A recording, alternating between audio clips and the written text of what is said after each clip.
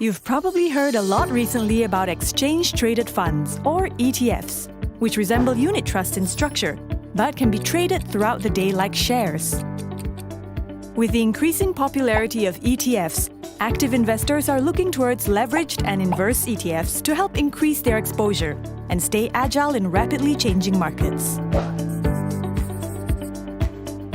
Leveraged ETFs typically use financial derivatives to magnify the returns of an underlying index on a daily basis.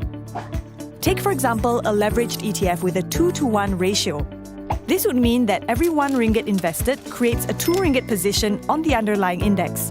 Therefore, on a given day, if the index returns 1%, the leveraged ETF would return approximately 2%. Of course, if the index loses 1% on a given day, then the leveraged ETF will lose approximately 2%.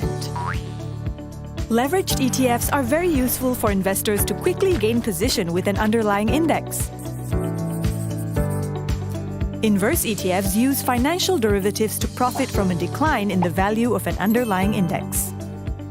In other words, they allow investors to take a position against the market by giving them an opportunity to match the opposite movement of an underlying index each day.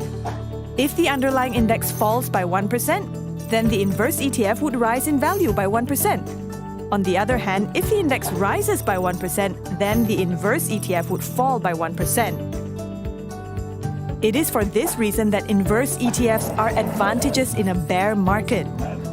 Investors who have exposure to an underlying index or asset could use an inverse ETF to protect their investments, instead of having to sell down. Leveraged and inverse ETFs can offer up to double the returns. However, the higher the potential returns, the greater the potential downsides. Ultimately, while leveraged and inverse ETFs offer new ways for investors to position themselves in the market, investors should learn more about them before jumping in. Stay tuned for our next video. This video is for educational purposes only and not intended as investment advice.